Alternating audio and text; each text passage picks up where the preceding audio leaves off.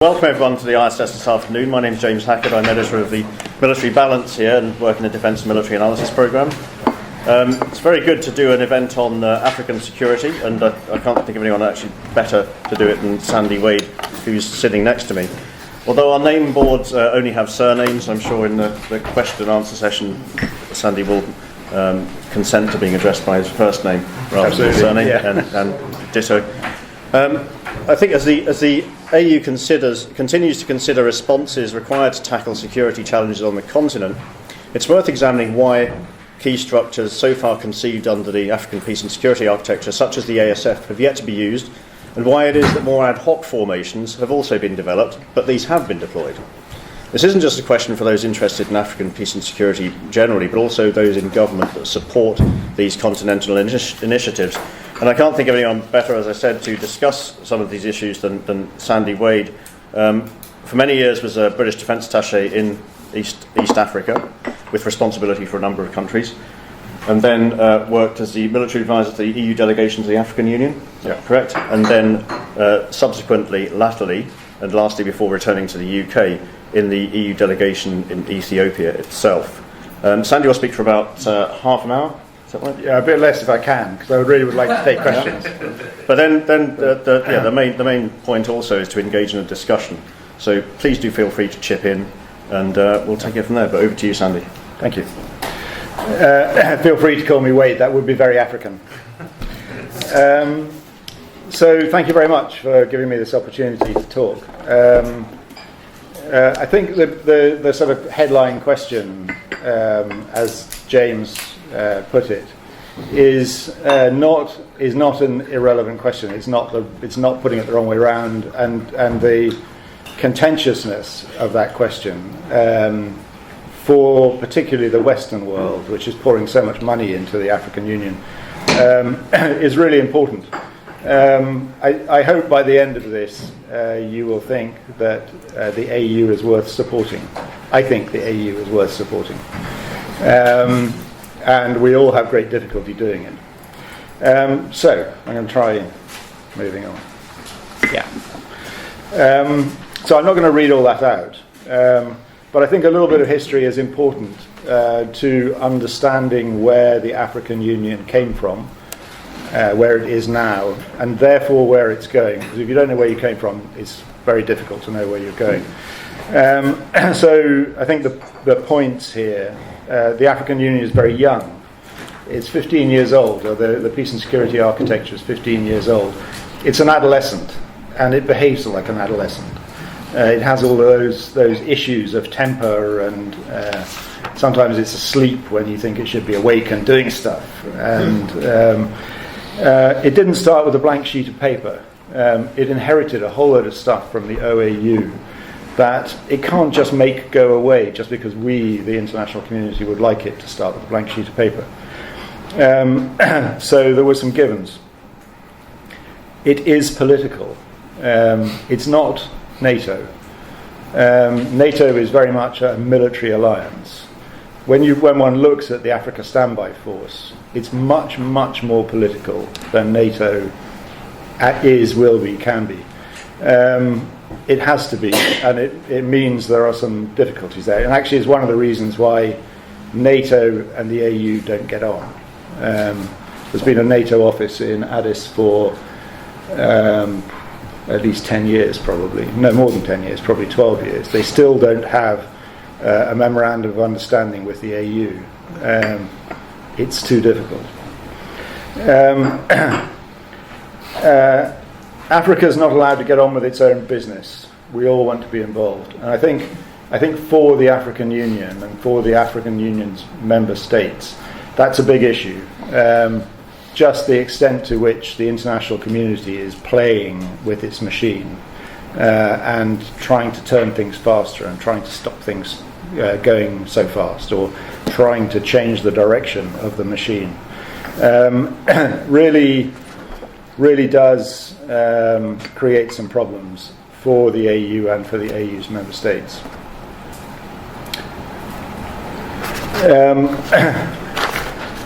To quote from Harry Potter, it's complicated.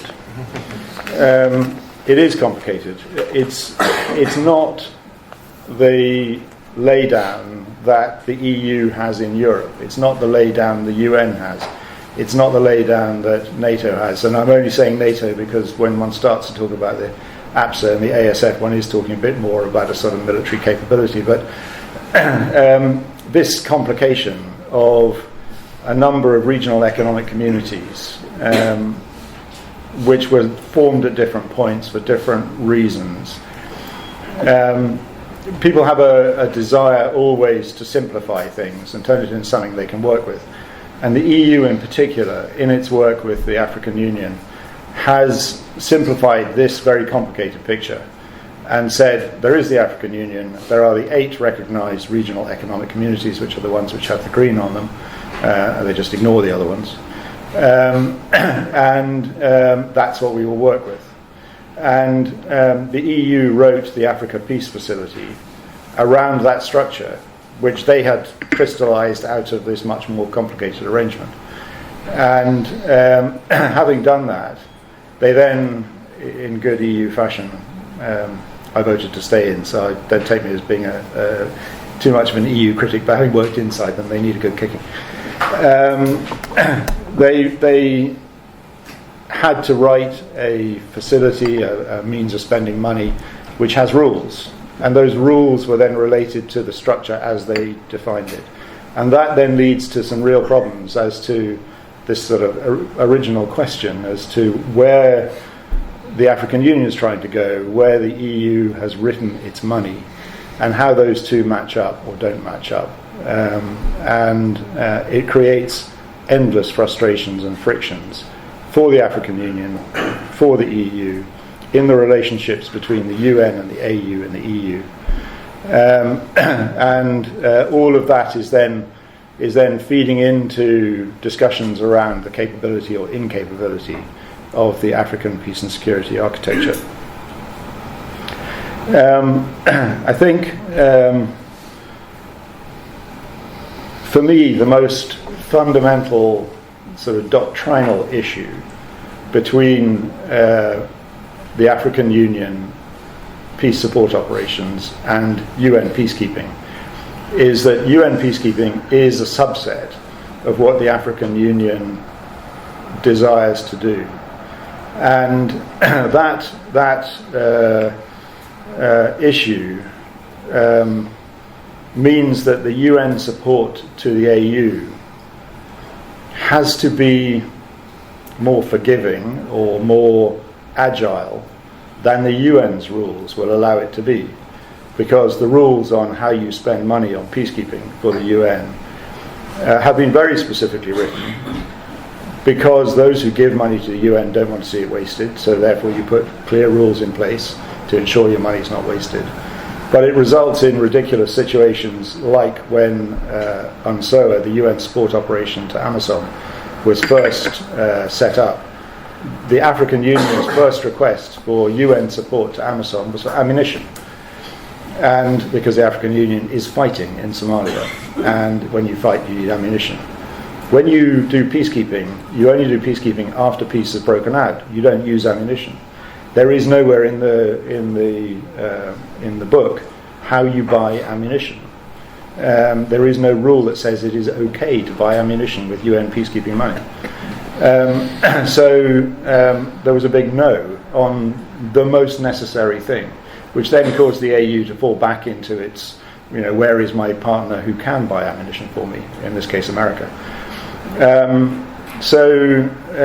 This relationship between doctrinal positions on peacekeeping, peace support operations, is much more important because it affects all sorts of other things around the capability, the developing capability of the peace and security architecture. You can find all sorts of definitions for peacekeeping and peace support operations. The AU one there is taken from the handbook on AU peace support operations. The UN one came from a UN website.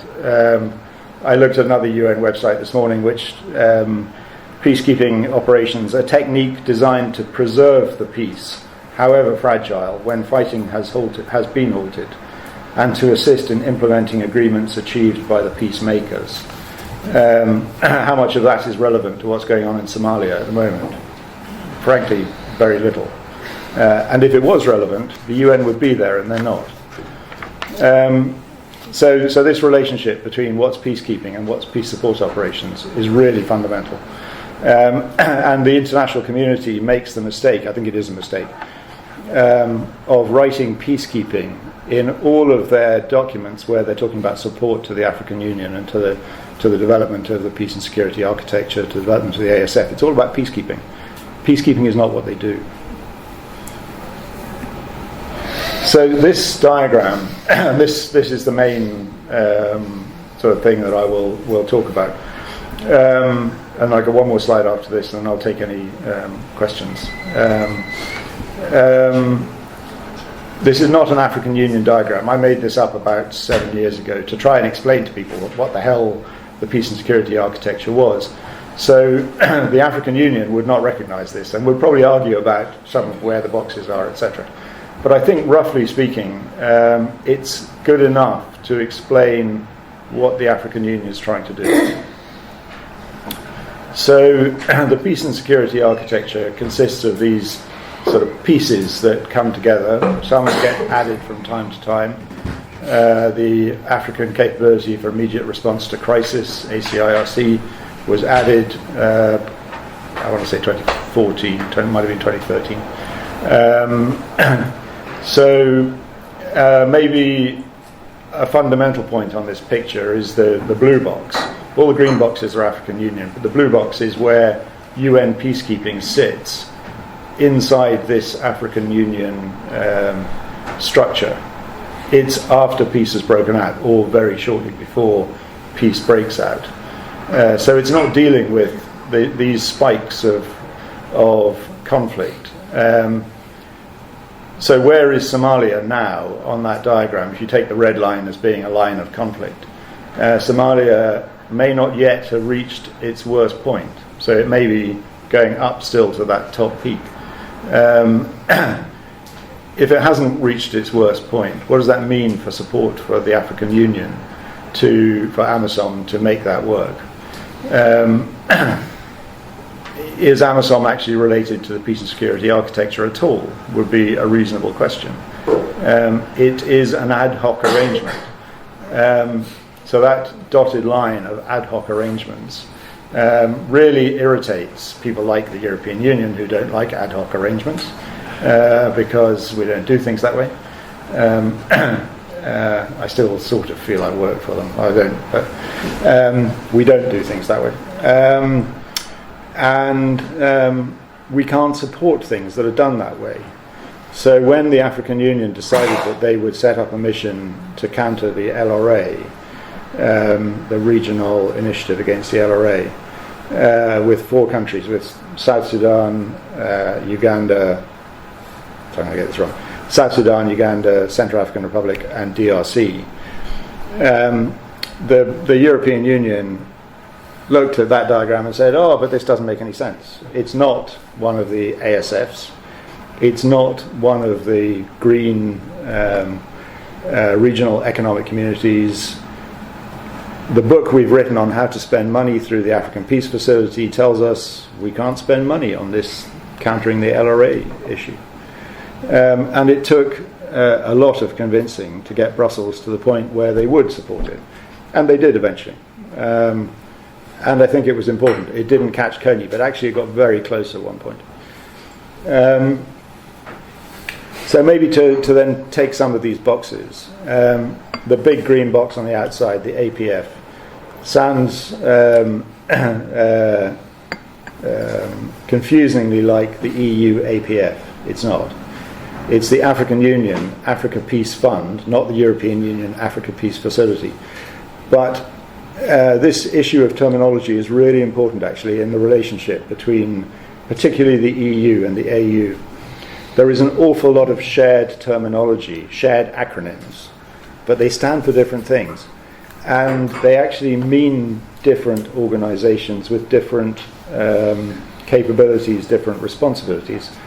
And the sameness of the expressions causes people to expect them to do the same thing and then be upset when they don't. So the African Union, PSC, only ever deals with issues inside Africa. It's never going to consider the South China Sea. The European Union, PSC, only ever considers issues outside Europe. So there we have a fundamental problem. When you bring together the AU PSC and the EU PSC on an annual basis, which they do, where is their common ground? It's Europe playing in Africa. Africa's not trying to play in Europe. There's nothing to discuss on that side of the balance sheet, which makes those discussions very difficult.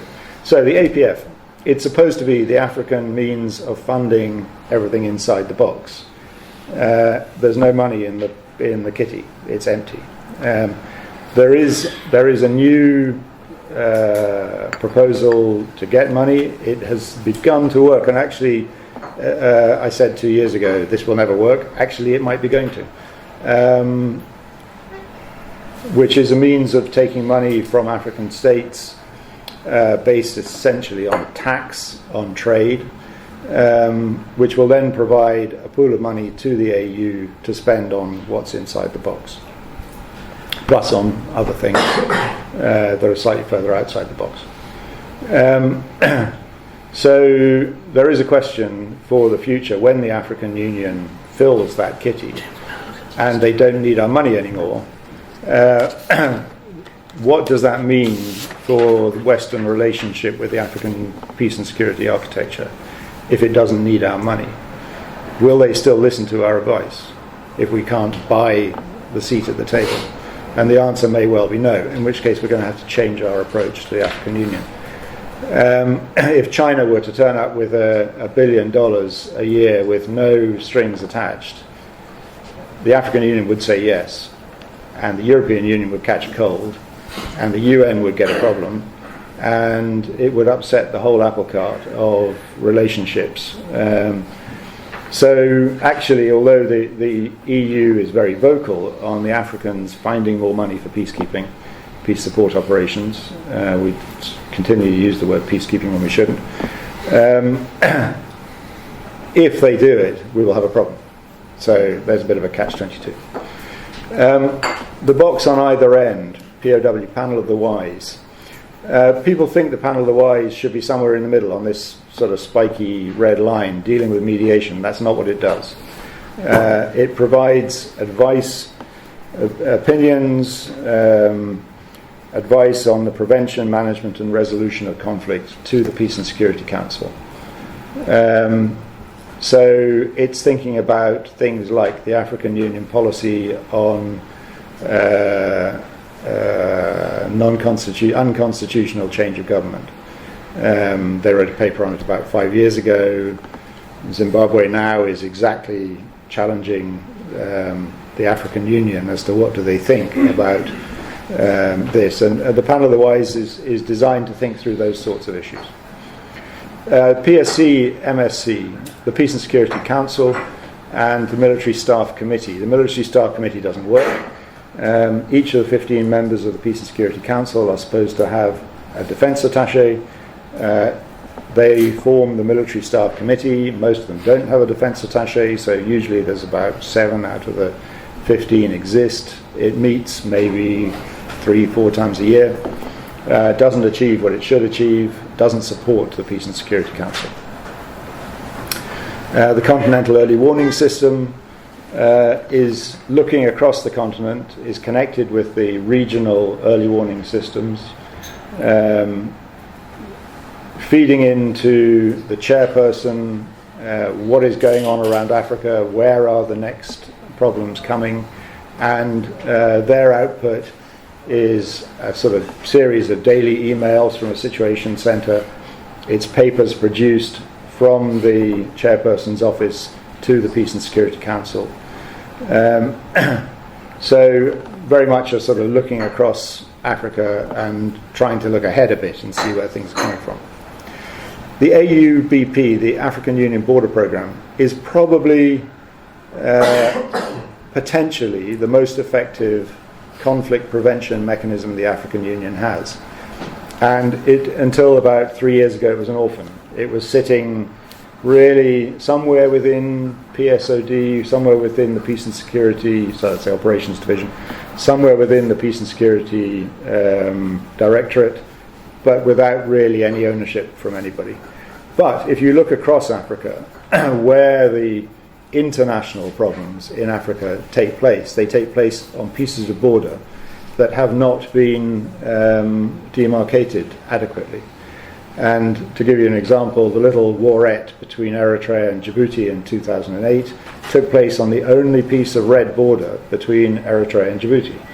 Why did it take place there? Because the question as to who owns the top of Ras Dumera has not yet been solved. So we can fight over it. Solve the problem, you don't have to fight over it. So the border program should be really effective, and it's not. The ASF and peace support operations. So designed, as I think I showed earlier on with the definitions, to cover the whole spectrum, nearly the whole spectrum of this conflict. To be more, to have learned some of the lessons from the UN and from the EU, to be more flexible, have a civilian component, have a police component, have a military component. If you look at UN peacekeeping missions, they're pretty much 80-90% military people, and yet they're only ever deployed after peace has broken out. They probably ought to be 80-90% policemen and 10 or 15% soldiers, and they aren't. They aren't because there aren't deployable policemen around the world.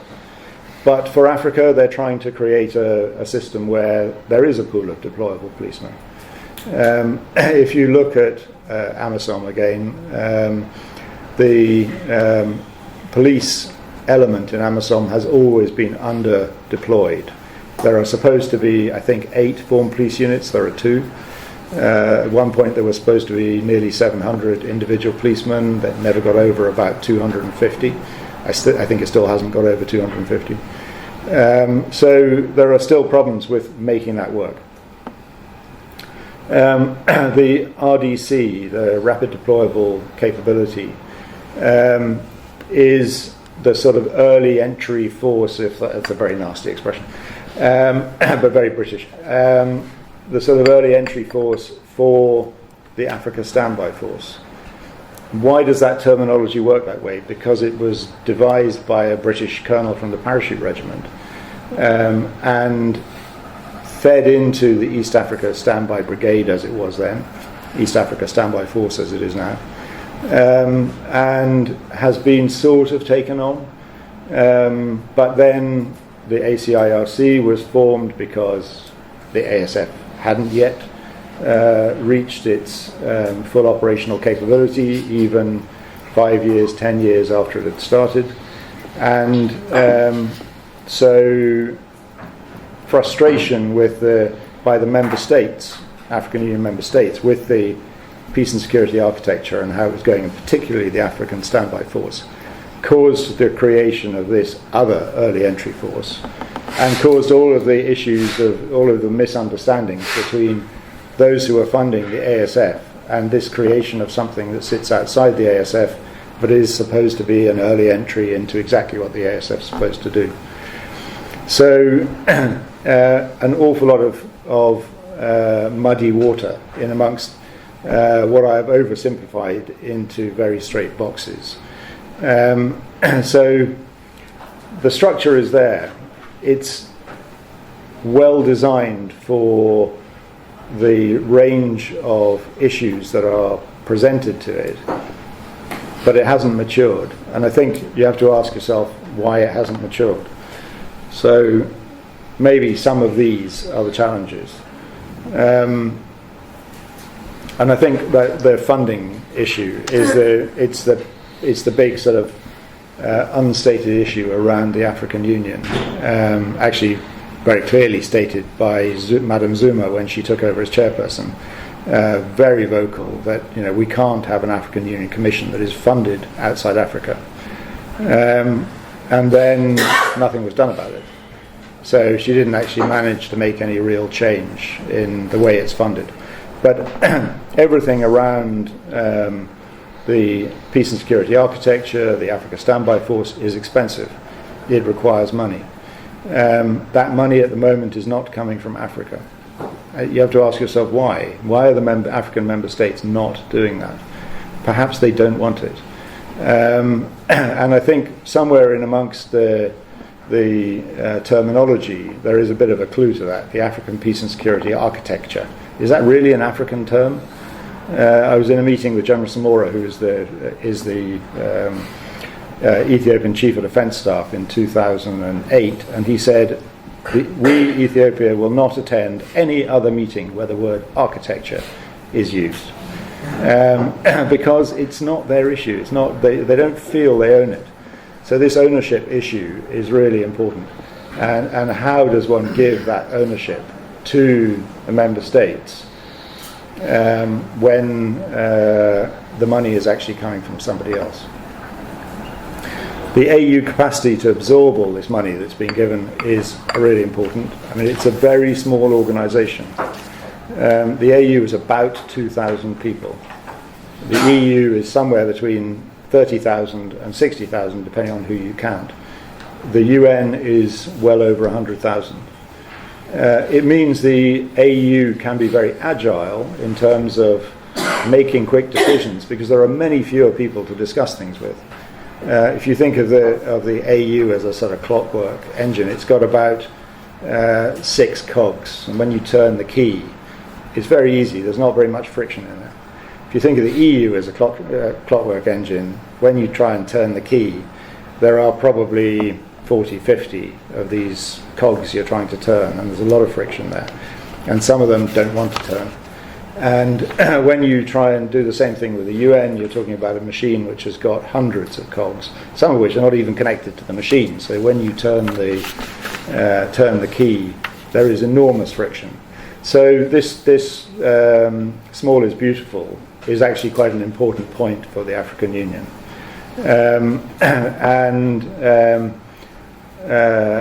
The more that we pour money in and encourage them to get bigger, and encourage them to do things the way we do things, the more likely we are to create another UN for Africa and to have wasted all of our money, because we will have gone away from this green AU peace support operations box and pushed the AU down into a UN box. So looking forward, are the AU going to take this into a really fully functioning Africa standby force, which has got nice shiny troops ready to go, ready to deploy, deploying on a regular basis? I think probably not. Does that really matter?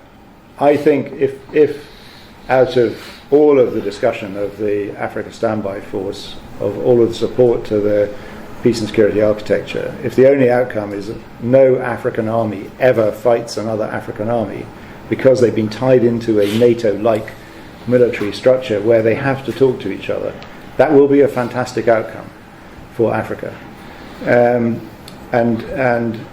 Maybe to finish, I asked a Somali officer just after the first East Africa Standby Brigade, as it was then, FTX, which field training exercise, which was held in Djibouti. How did the exercise go? Knowing that it was a complete cock-up, actually. He said it was fantastic. Last time I stood around a map with other military officers, we were looking at a map of Ethiopia, and I was with Somali officers, and we were planning to invade it.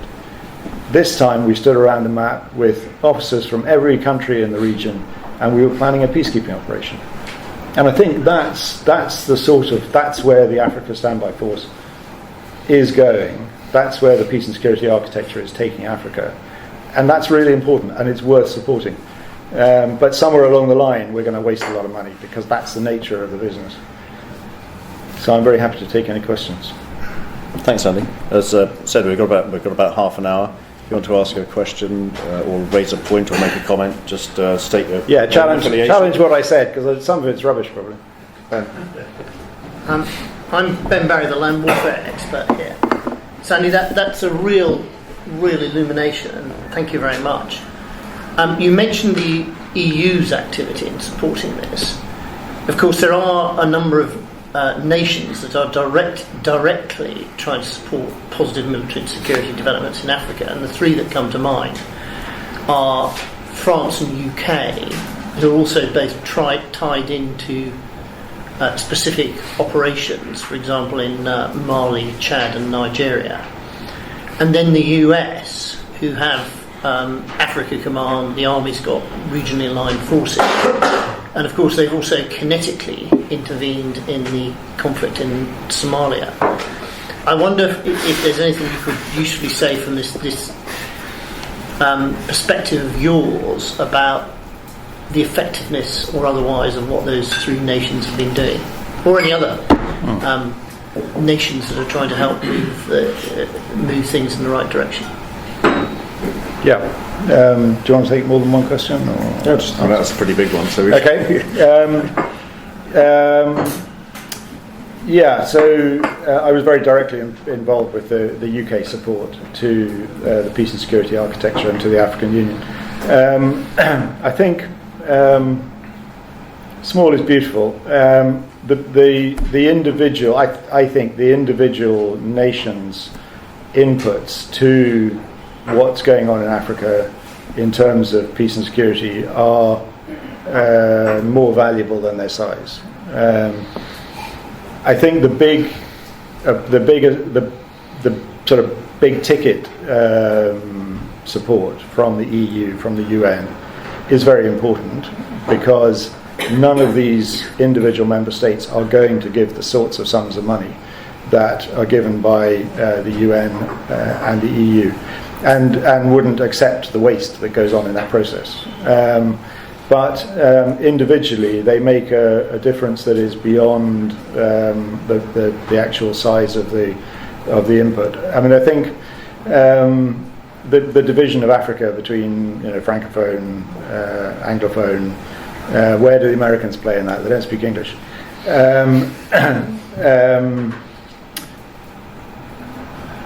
It's sort of helpful in a way, but in a way it also raises the issues around colonialism. And unfortunately, the issues around colonialism haven't gone away in the African Union. And they're still raised in very high-level meetings, very high-level statements. And I think, honestly, I would say it's time for Africa to move on from colonialism and sort of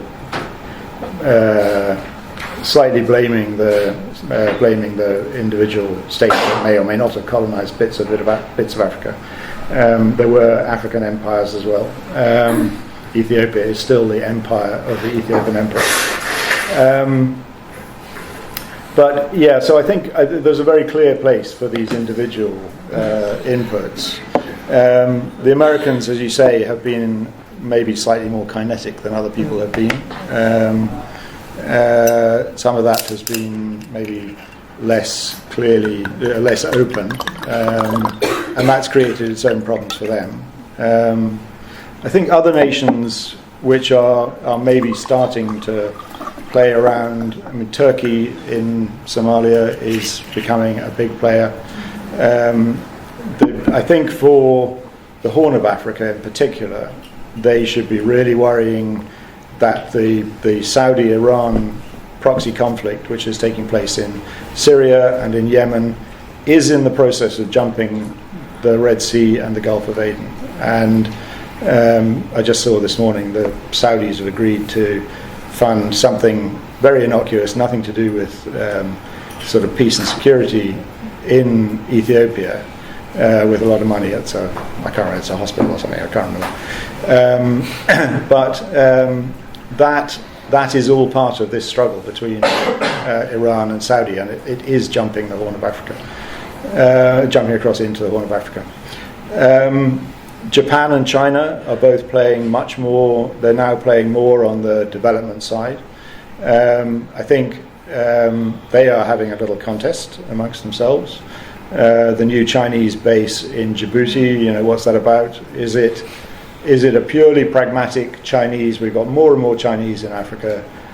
When we did the Chinese evacuation from Yemen, it was too difficult because we didn't have anybody around. So now it's going to be much easier in future because we can protect our workers who are in Africa? Or is it something much more, I don't know, sinister is the wrong word, but is it something much more combative between China and other parts of the international system? I would say it's halfway between the two somewhere, but quite where is difficult to say. But yeah, so I think these individual nation things are very, very important. And there are more and more people getting involved in it.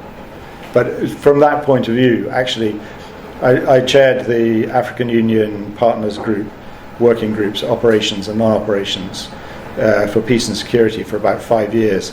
Getting the international community to admit to the international community what they're doing is virtually impossible. And it's because of the way development money is spent.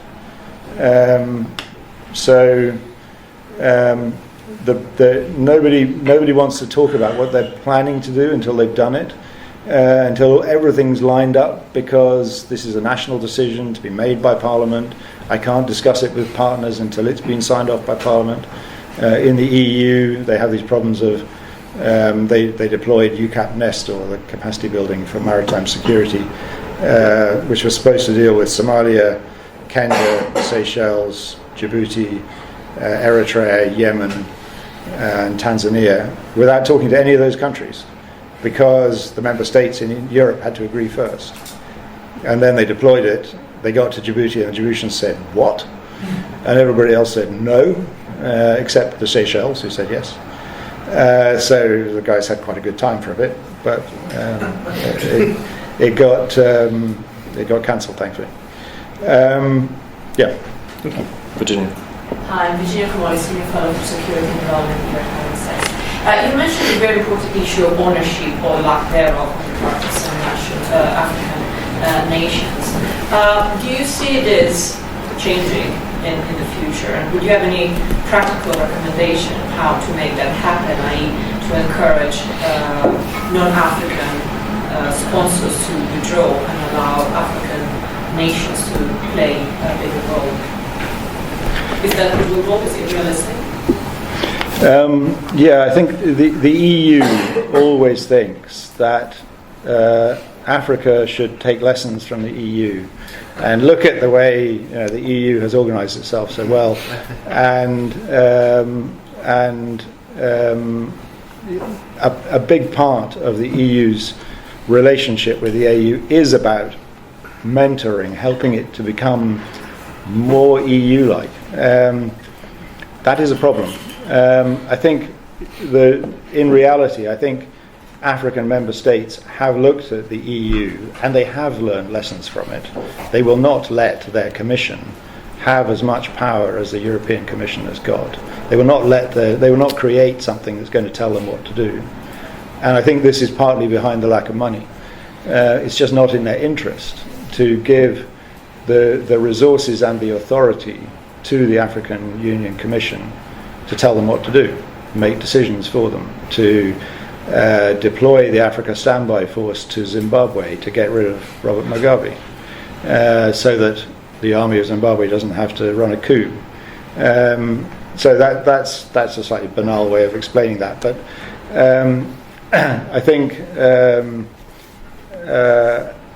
for the partners to step back a bit would really be helpful, and maybe sometimes to have a more honest discussion. The former director of peace and security, El Ghassan used to say to very senior Europeans who would come, this so-called partnership, and they would just ignore it. I didn't hear that. And I was in his office on my own one day, and I said, "So you keep saying this so-called partnership, nobody ever answers. What do you mean?" And he said, "Well, you just think we're your puppets. You just pull the strings and we dance. That's it." But from a European point of view, the people who come, almost regardless of how senior they are functionaries. They're European civil servants. They don't have the authority to answer the question. They don't even have the authority to begin to think about answering the question. So that is a problem for the relationship. I think giving a little bit more trust, maybe being a little bit more hands off, but there are some real issues around the sorts of sums of money that people are talking about, and you can't just hand it over and say, "Hey, spend my money," because suddenly there'll be massive houses all over Addis and big free cars, and because that's the nature of the business. So I think, in a way, we are where we are, very gradually making our way forward. And I don't think there's going to be a sudden magic breakthrough of, suddenly it all becomes different. It's a kind of a follow-up question. I was just wondering, do you see any more initiatives like the G5, so whole joint force being formed, which is a bit of a local initiative, fight problems in the region coming up, or something similar? Yeah, I think. Is it encouraging that it was formed this year for the first time? I think this ad hoc arrangement is very, very important. Maybe I should have said pragmatic ad hoc arrangements. The African Union are much more pragmatic. The Commission are much more pragmatic than the European Union Commission. In a way, they have been given more authority than the European Union Commission has been given by the member states. And in order to balance that more authority they were given, they weren't given the money. So you've got more permission, but I'll make sure you can't misuse your power, because I'm not going to give you the cash to do anything.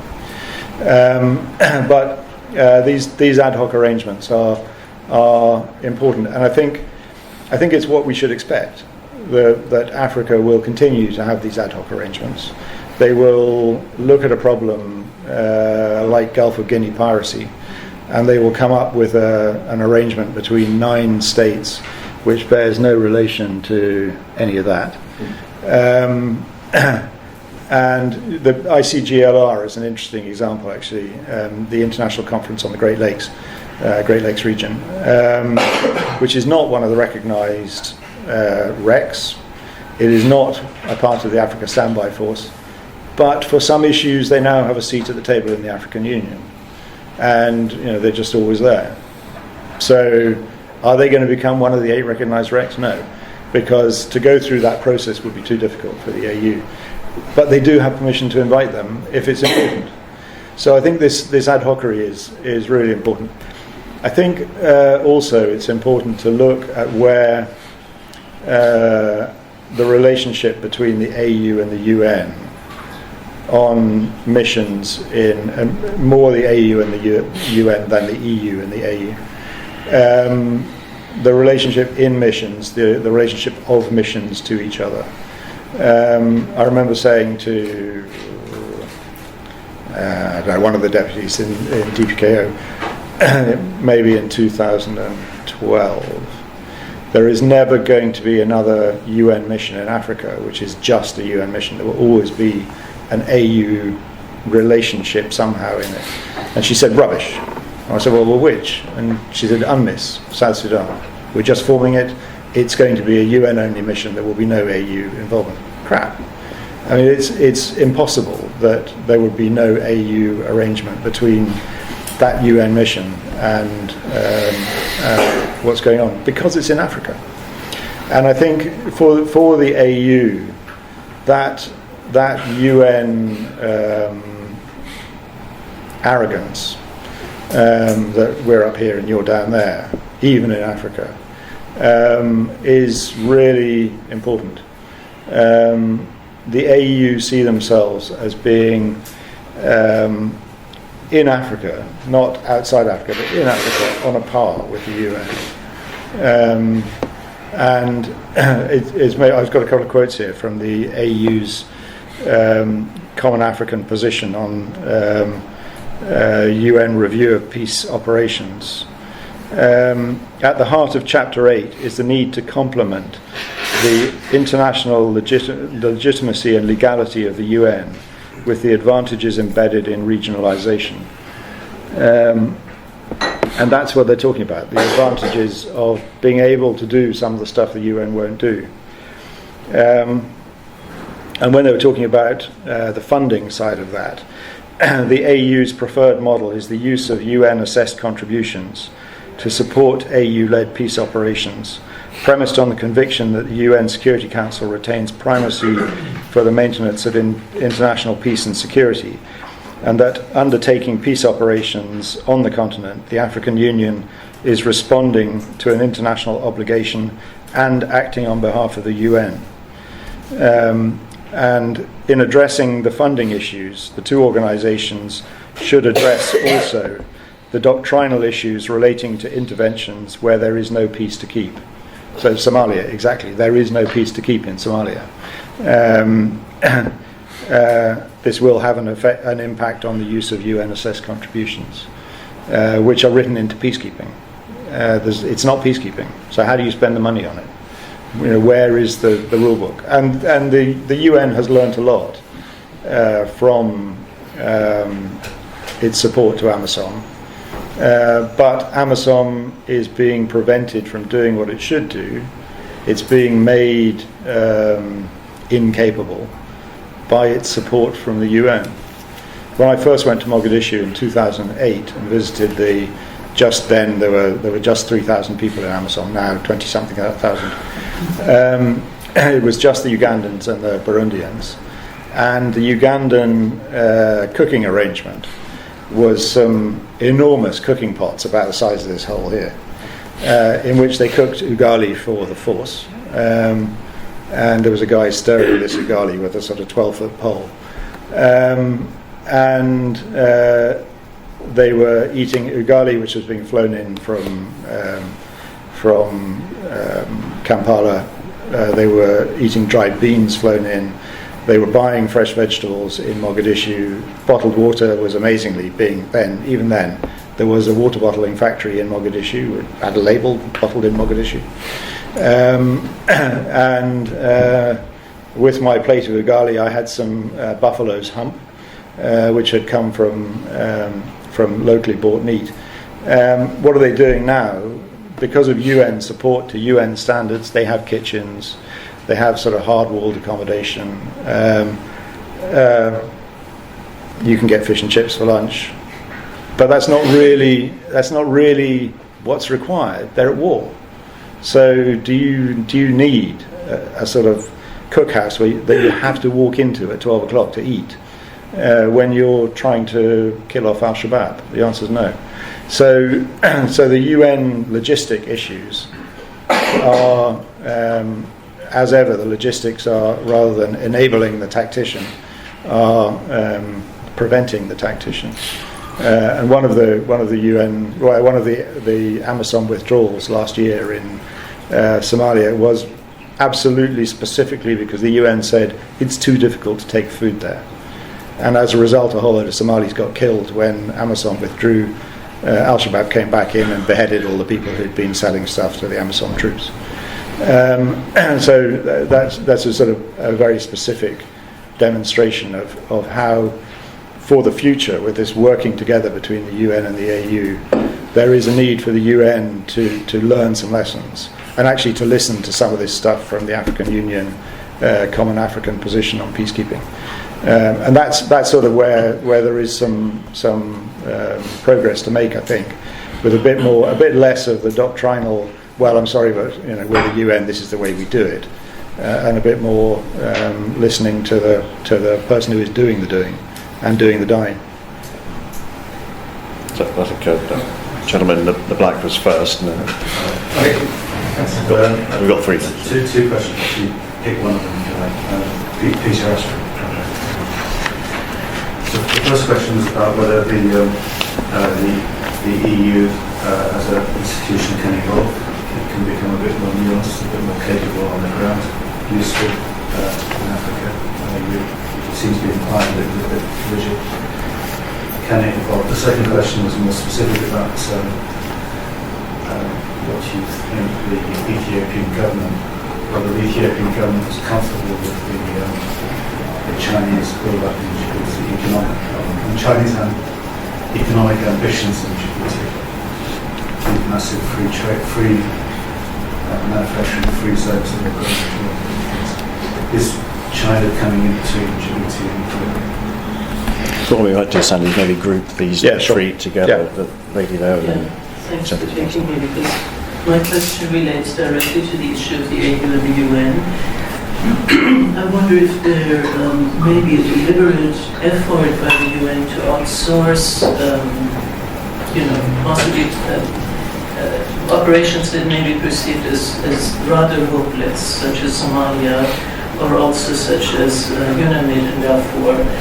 I was a political officer in Darfur, and I remember that the mission was struggling with very basic issues, such as getting 3 or 4 combat helicopters that they wouldn't just get, which really was not a huge financial issue, and also we're struggling with getting things as simple as blue helmets. There were many militaries in the field who would put blue plastic belts on their helmets, which wouldn't really help establish credibility on the ground. They would be very easily identified as the old AU, basically appearing to be suddenly something else. So is it a miscommunication? Is it a lack of understanding, or is it maybe a deliberate boycotting of certain missions, and maybe just an effort to pretend that something is done, whereas these conflicts are really left to their own devices, and a lot of money is shot into ridiculous areas, the ones that you were just describing. You were in UNAMID. I was in UNAMID. So after AMIS, as UNAMID was formed. I'm now a PhD researcher in Suzanne Brown. And we'll just take this gentleman in the check shirt, last one. I'm James Piller from Optima Group. Related to Amazon and the sort of security forces within Somalia itself. So Amazon, prior to the large-scale attacks last October, following on what we said about them sort of downsizing, they were looking to withdraw, from my understanding, a large portion, if not the majority, of Amazon troops to enable Somali security forces to take some control. Clearly, with the large-scale attacks and the reassertion that Amazon need to stay, it would seem that the security forces aren't up to scratch, or not there yet. Is there more that we, and by we I mean UK and allies, that actually work with Amazon, or actually Somali forces? Is there a future in that sort of partnership and training, similar to what we've ended up doing in the Middle East? Yeah, okay. So I'm going to answer both the questions from Peter. Can the EU become more nuanced in Africa? I mean, I think don't blame the EU for the problems of multilaterality. Don't blame the AU for the problems of multilaterality. The EU as a commission is always trying to do a better job. It suffers from its member states, who need to be asked, need to give permission. And across the EU member states, there are some who are risk takers and there are some who are absolutely not. And that results in the EU training mission for Somalia being in Uganda. Why did it go to Uganda? Was it sensible for it to go to Uganda? When it was announced as going to Uganda, the Ethiopian Prime Minister Meles announced in the African Union that the European Union has taken the chicken's way out and has gone to Uganda to train people in Somalia. It went there because the European Union member states weren't prepared to take the risk of being in Somalia. They weren't prepared to have European soldiers killed in Somalia. But if the Commission had been, if CMPD, who organised that sort of mission, had been given a completely free hand, it would have been in Somalia. So rather like the AU, they are where they are in process terms. I think they will gradually get better. I mean, some of the missions are better, some are worse. The problems they have are around process, and I think we, the British, were very helpful inside the EU in trying to keep these processes sort of sensible. Sadly, in the absence of our voice, somebody else is going to have to do that. I don't know who.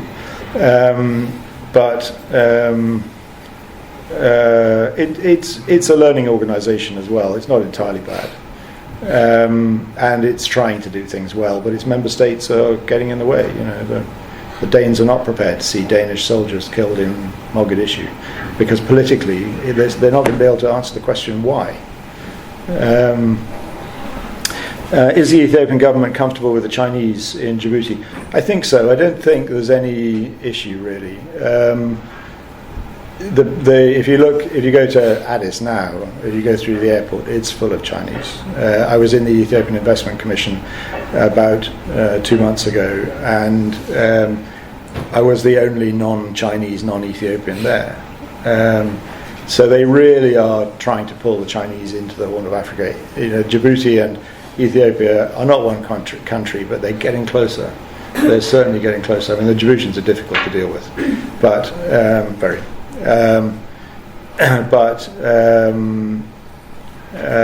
I don't think there's any direct issue of why are all these Chinese there, because what they would rather did is they hopped across the border and were in Ethiopia. But that new railway down to Djibouti is sort of described as the Chinese corridor by some Ethiopians and some Chinese.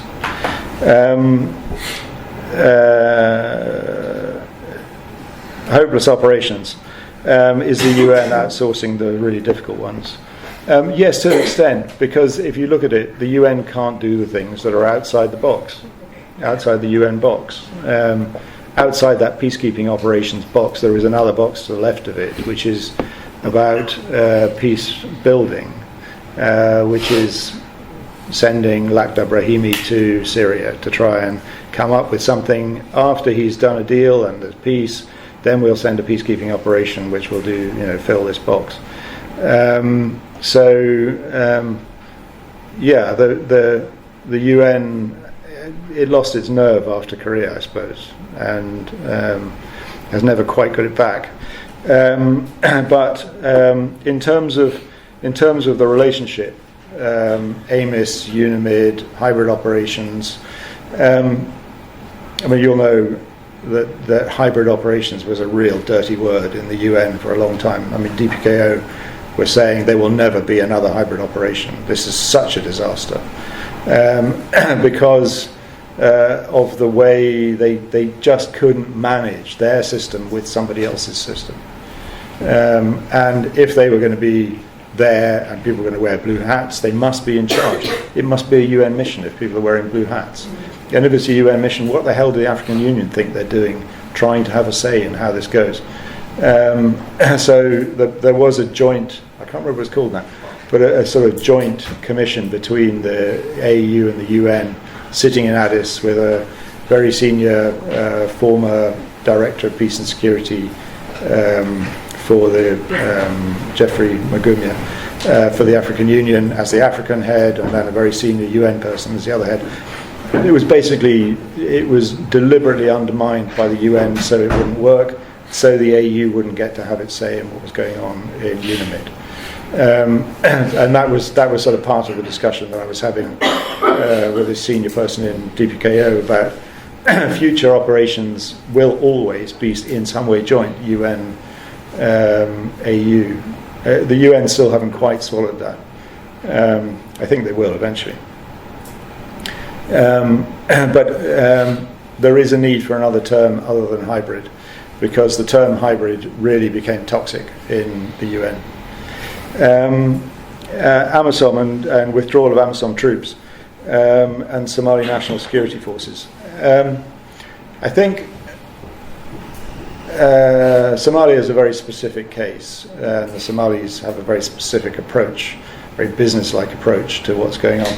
Somali piracy was a business. You could buy shares in it. You know, if you're a Somali in Cardiff, you could put $100,000 into piracy, and you'd get $300,000 out a month later. It was a business. The Somali business arrangements are arranged around instability and insecurity. That's the business model.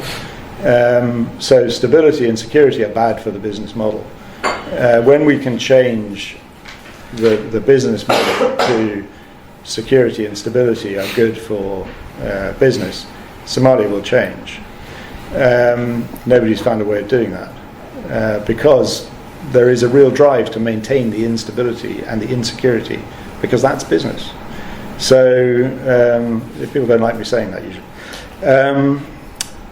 So in terms of the security forces, you know, why are they not getting better and imposing stability and security? Because that's not part of the business. So that we are struggling against a fairly fundamental issue with Somalia. And is there more we can do? I think we could outsource more to the region, honestly.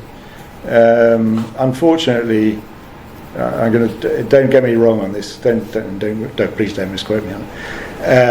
But unfortunately, when we give our money, we have to tie human rights to it. And in the process of tying human rights to it, we make it very difficult for us to give the money to, for instance, the Ethiopian Federal Police, to train the Somali National Police in the ways of policing in the Horn of Africa. Instead of which we have to bring somebody from the Metropolitan Police to talk about. You know, so there's a guy in ICRC in Ethiopia who deals also with South Sudan and Somalia, working for ICRC. He's a retired Metropolitan Policeman. Most of what he's doing is teaching a human rights approach to policing. It's not actually improving the policing. It's improving the human rights approach to policing, but it's not improving the policing. So I think there's a bit of a bullet to bite there on the part of some of the partners to say we could spend our money better through some of the regional people. And the Ethiopians would do it. They offered to do it. In fact, they asked us to fund it in 2008. We said no. But it would have been money very well spent, I think. But we said no because we couldn't spend the money. Our rules wouldn't have let us do it. And that, I think, is part of our problem. But that's where it is much better to go, as Ben was saying, to go into some of the bilateral arrangements where you can be much more agile with your money. And I think just for African peace and security as a whole, one of the big issues is that the pool of money that is being, or the hose of money, if that's the right way of putting it, that is being directed towards the issue of the African peace and security architecture is development money. And it comes with all of the ODA issues. And it's very, very difficult to create military capability with development money. In fact, it's virtually impossible.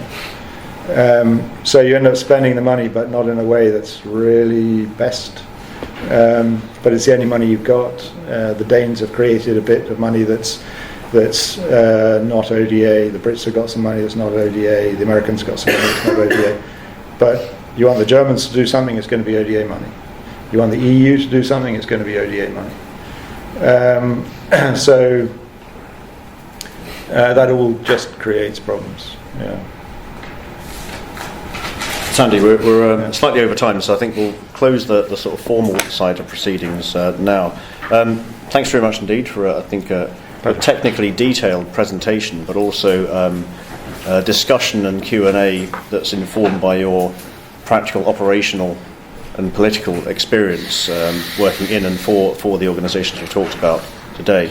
I think perhaps you can stay for a few more minutes if people want to discuss anything more informally or have additional questions or exchange business cards, the usual thing that happens at these events. But perhaps you could now join me in just formally thanking Sandy for his contribution today.